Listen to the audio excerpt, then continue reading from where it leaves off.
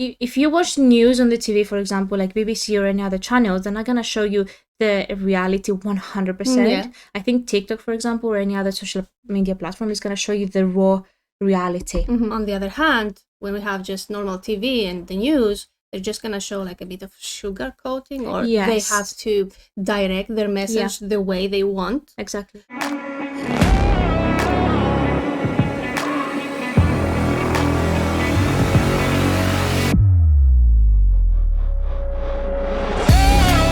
Welcome to Lash podcast, where we talk about entertainment, business gossip, alternative lifestyle, solicited advice, and hot hot trends with your hosts, Anna and Chris. Today, we have a very interesting topic to talk about, and that will be the Generation Z.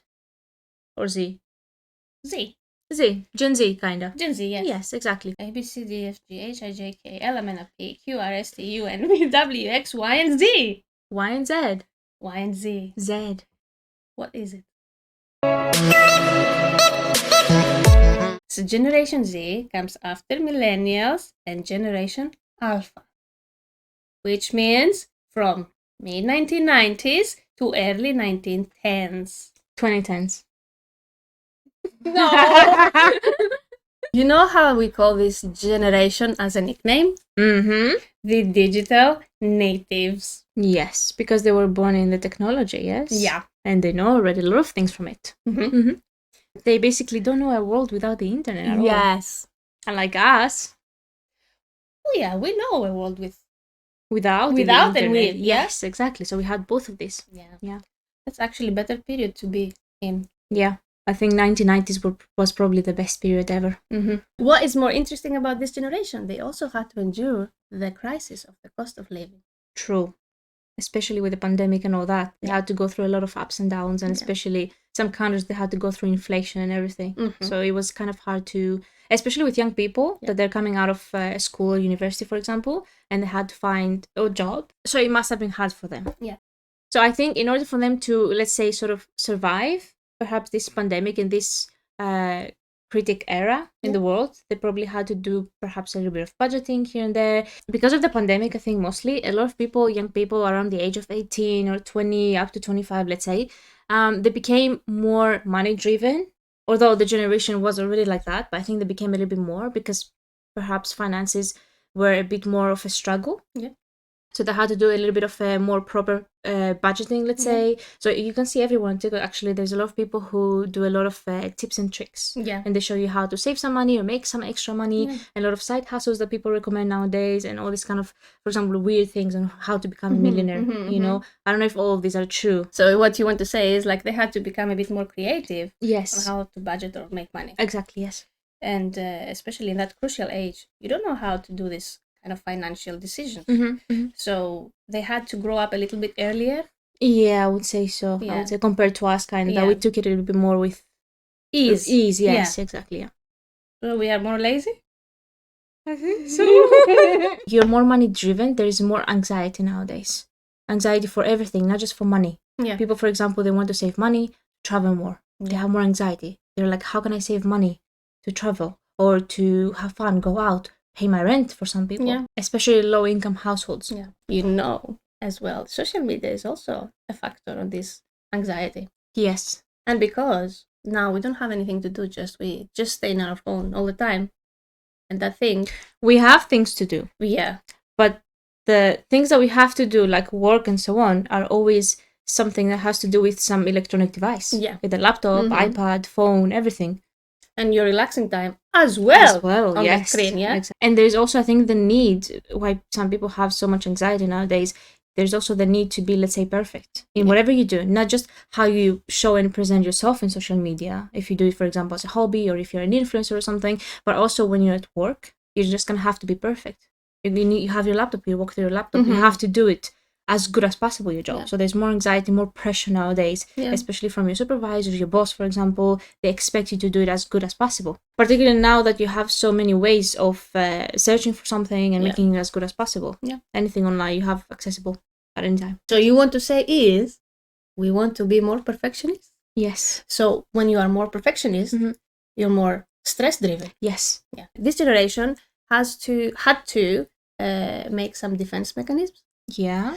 Which means to tackle the stress and anxiety of today's world. Yeah. They had the lifestyle. they had to set some boundaries. I think so, yeah. Yeah. Setting those boundaries is because they had to lead a healthier life. So in this case, I think some people might call them a little bit lazy, maybe. It feels like that because probably, as you've seen, the older generations, they had a very strict structure at work, on their life. Yeah. Or anywhere they're doing everything they do. Like my parents, for example, they used to work 2 jobs at the same time. So they were workaholic the whole time. So what I want to say is we take some characteristics from the older generation. Yeah. And then the older generation is already on the workforce employing the new generation. Yeah. So for them, it looks like this generation doesn't care. Doesn't care as much. Yeah. Not especially lazy. Yeah. Especially when they try to set boundaries with the boss. Yeah. And in the old times, like a few years back, they didn't have this sort of strong, let's say, boundaries or work ethics, at least not highlighted as mumuch as today. You know, nowadays, for example, your boss kind of has to be, your supervisor has to be perfect. If your boss, for example, raises their voice on you, and then you have to say to him, to cut him off, kind of. Yes. So you have the right nowadays to complain as an employee. Yeah. Whereas in that time before, for example, if you complained, it wouldn't be as against you. Yes. The thing is, today they have also this HR is more strict. Yes, I think so, yeah. Or not like strict, but they can take, the law can take your side more, like the employee side. Yeah. So the boss cannot just do whatever he likes. Yes. And the employee, as the old times, they endure it. And that probably caused them, to be more workaholic, but at the same time, they have had more stress, work-related. But today, these people, this generation, they have to set those boundaries so we can change the system a bit. Exactly. And I think if they don't like it, at any time they can go to another company. And I think nowadays, that's why the HR emphasize on treating you more fair. Even your colleagues and your boss, or the whole working environment. Yes, exactly. Because they're also probably risking you leaving the company. So that's not to their benefit. Whereas in the old times, they had a few employees. They stayed in one place, in one position for 10, 15 years. Today, we have to change a lot. So all the work or environments, they change the employees every time. Yeah. And the people, if they don't like it, they're just going to say, okay, I'm going somewhere else. Yes. And there are so many choices. You can really go somewhere else every couple of months. Exactly. After pandemic also, a lot of people, they stayed more and more at home. So as we mentioned earlier, if you didn't like it, for example, you go to another company. If you didn't like the other company and then the next company and the one after, you could also do something on your own. Have like a small startup business, be self-employed, do some online selling, for example. And I think a lot of people, especially during the pandemic period, were more inclined to this kind of lifestyle. Yeah. Doing their online business because, of course, it was lockdown. So people didn't know how to get some money, extra cash on the side. So they had to do something online. Yeah. Which means we have seen at that period as well. So the companies, they saw a way to make money through gaming. Exactly. In general, esports, any sort of esports, it became a huge trend during the pandemic period. I think most of the companies even profited from that majority of times. Yeah. Have you seen also this generation is more inclined to do to be activists? What do you mean by that? For example, if they want to have like a fairer work-life balance or setting the boundaries, they also are fighting probably for other rights, general rights. Maybe like environmental rights, kinda. Yeah, they're more inclined to that. I think so, yeah, definitely. So for example, if they want to act about a cause, they protest more, they make more awareness in social media. Yes. And probably in this way, they are like trendsetters. Like they have the power to shift the trends because because social media it has become a weapon for them to change the world or some part of the world that they don't like, to make it more socially aware as well. So so social media can reach more people than going to the news or just doing a protest in some town or I don't know, whatever. But social media is also the news. So when we say social media, we kind of incline towards, let's say, TikTok specifically, or Instagram or Facebook, all the social media platforms that they use to convey their message, for example, get you updated for any news that are happening. And I think if you watch news on the TV, for example, like BBC or any other channels, they're not going to show you the reality 100%. Yeah. I think TikTok, for example, or any other social media platform is going to show you the raw reality. I've seen most trigger warning, let's say, videos. I've seen them on TikTok. Yeah. There's a lot of people who just show you what's happening exactly in the world. And some of the times, most of the times actually, they take down these videos because they're inappropriate for the internet itself. Yeah. And this is how they try to shift the trends. Yeah. They try to gather as much support for an incident that happened, for example, maybe an earthquake, to raise money for or something. So they use social media specifically for that. And I think it's become more successful.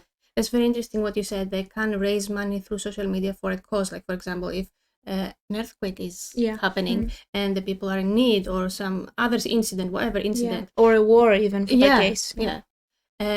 On the other hand, when we have just normal TV and the news, they're just going to show like a bit of sugar coating, or they have to direct their message the way they want. Exactly. But in these platforms, it's different. Yeah. There's not going to be so much movement in the TV. Yeah. First of all, the normal person cannot reach to the TV. Yeah. Because it's like only for the people that they have access to these resources. Yeah. What else you can do also from the environment? A lot of people try to raise awareness that it's best to tackle this issue and try to do something more recycling and all these kind of things. Yeah. For the environment, it's very important, because I know it's been in the news or in the TV for many years. But still, they couldn't have like a strong community with it. Strong community, that's the one. Yeah. But with these platforms, they can approach more people, and more people are aware of it. Yeah. So they can have more action or do stuff. It's worth noting, whereas millennials were the digital pioneers, which means they had the internet when they were growing up. Yeah.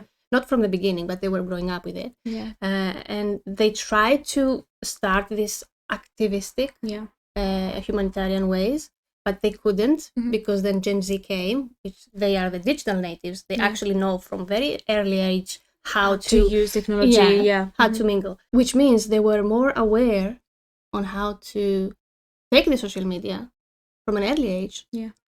And transform it to something different and more useful to the society. Use it to their advantage, kind of. But the millennials, though, even though they were the initiators, let's say, because they knew a world also without the internet, I think that was probably the best era. So why do you say that, for example? Because I think before social media, the world was perhaps a little bit better, I think.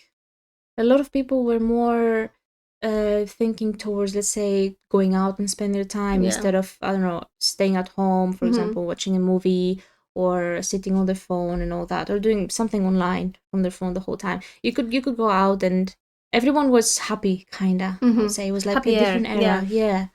You could go outside and play, for example, with your friends, and you didn't care as much as taking a selfie. Yeah.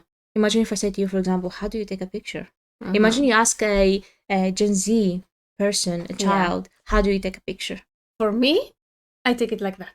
Yes, for me as well, because we are from those years. Yeah. But I think if you say to a child nowadays, he's going to be something like, hold the phone like that, and do like this kind of. Yeah, it's a weird move. Yeah. Yeah. Because now it's the selfie generation. Yes. So always do like that, yeah. Exactly, yeah. Or if I tell you, for example, how do you pick up the phone? Exactly. You do this movement. Yes, like the big phone. Yes, the one. Yes, exactly. But nowadays, children, I think they're gonna do the like they close it. Yeah, and then some people do like this. Oh, I find it a bit cringe, to be honest. Yeah, it's annoying. Yeah.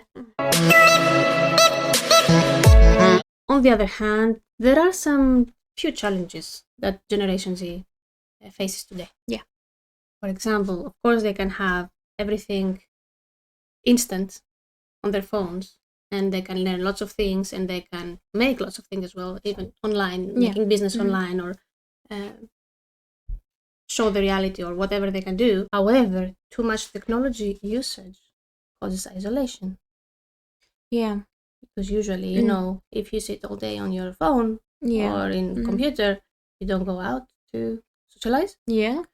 So you become a little bit more antisocial, I would say. Yeah. And perhaps hurt your eyes actually in the long run, because obviously if you have so much radiation and light on your face every single time, either from your phone or from your laptop or your screen, for example, it can hurt your eyes as well. Yeah. There's a lot of people nowadays that wear glasses, and they have come up with those blue light glasses as well. Yeah. Especially for those people who sit on the screens for a longer period of time during the day. Yeah, like for example, when they work and then they go home, they continue being on the screen. Exactly.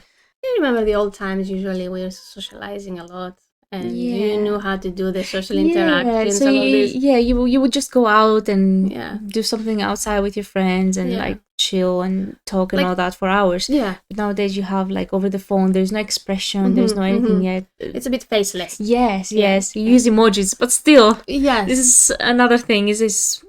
You know, like they say they socialize online. That's why we have the social media platforms. But on the other hand, can you really socialize just texting? Imagine, for example, those people who work from home. They do something like customer service, but online, for example, and they have to call people, and sometimes people complain. You know, you don't really see the customer's reaction, so you don't really understand the frustration maybe the customer is going through. Yeah. You know, so this is, as you said, faceless. So it like you act like a robot. Yes, sort of. Yeah. So, for example, if somebody is very frustrated of something and they ask for your help, and you're just gonna be like, okay, you do that and that and that. Yes, like without any real. Yes, without any real emotions and so on. No empathy. Yes, actually, no empathy. Yeah. And you know, the customers sometimes they need the empathy. Yeah. Because when they want to complain, they need to see as well.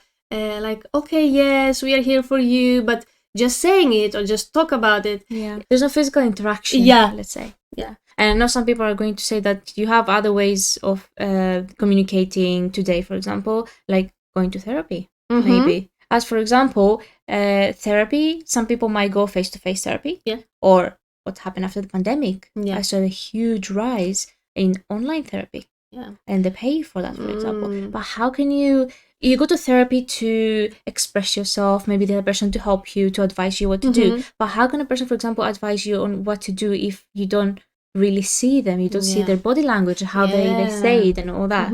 It's also linked to empathy. It's very different face-to-face rather than online. So you want to say, like, sometimes maybe you are misdiagnosed because... Could be. Or to some extent, it could be, yeah, to some extent, yeah. What is more is that this generation, when they started going out to the workforce after finishing their studies or their school, whatever, they faced the pandemic and the economic crisis after the pandemic, which means they realized at that crucial age that their future is not really promised. True. Imagine how would that make them feel? Causing them more anxiety. And financial stress. Yes, because actually nowadays it's so easy to lose your job, I think. Yeah. And it's very hard to keep it as well. Because employers nowadays, they're going to be like, if you're not suitable for the company, then we're going to hire someone else. It's probably more qualified as well. Yeah.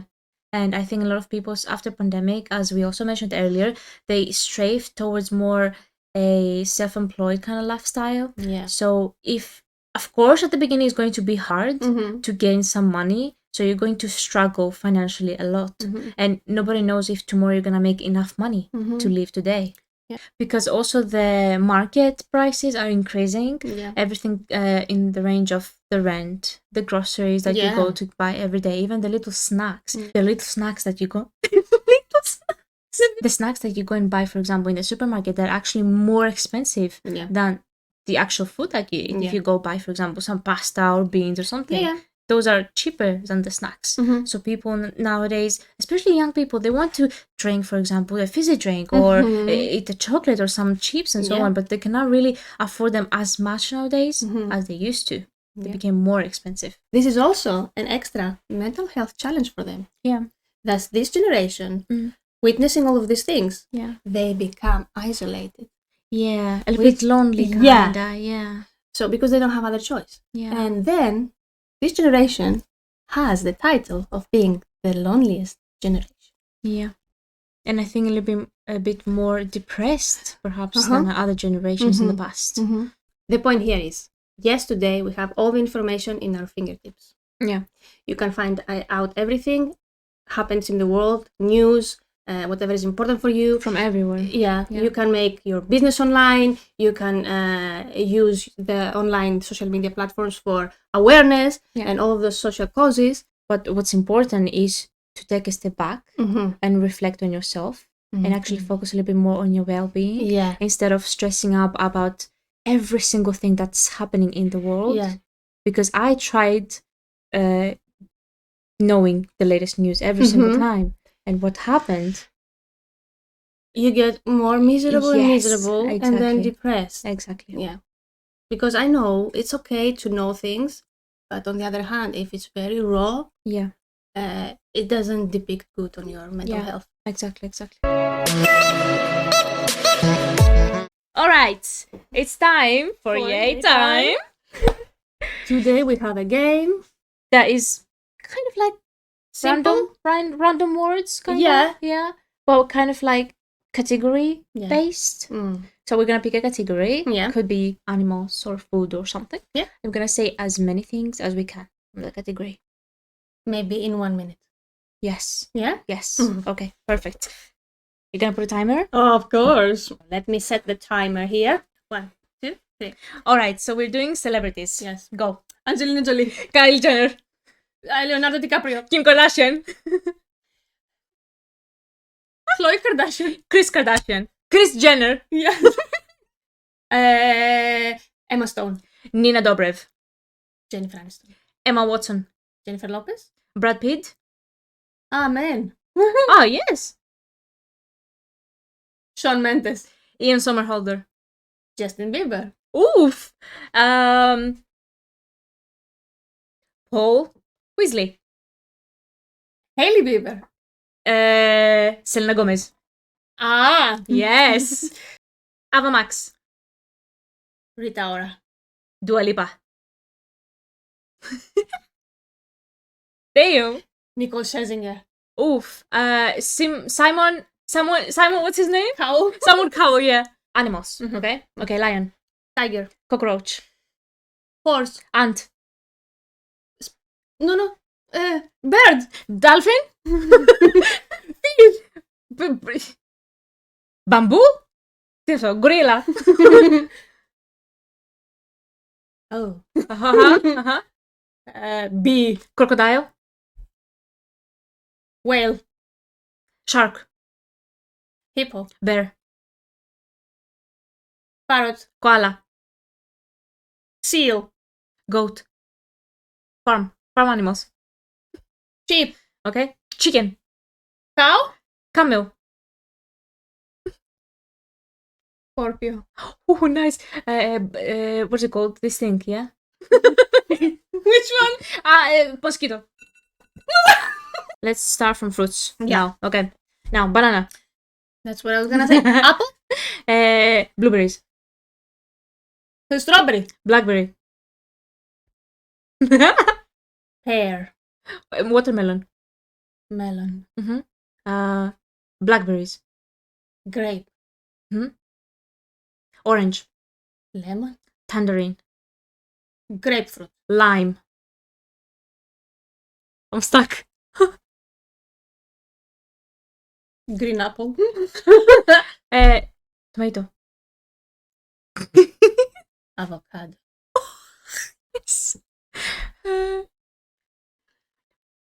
No, mind is empty now. I can say. Yes, say. Mango. Nectarine. Peach. Dragon fruit. I like that. Now professions. Yes. Electrician. Scientist. Plumber. Teacher. Astrologist. Astronomer. Okay. Singer. Actor. No, I was gonna say the next one. Gamer. Is that a profession? Yes. Okay. Now, yeah. Okay.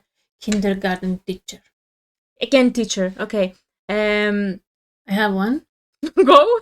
Nurse. Doctor. Anesthesiologist. Lawyer. Solicitor. Barista. Barrister. Barista. What's it called? Professions. Scientist.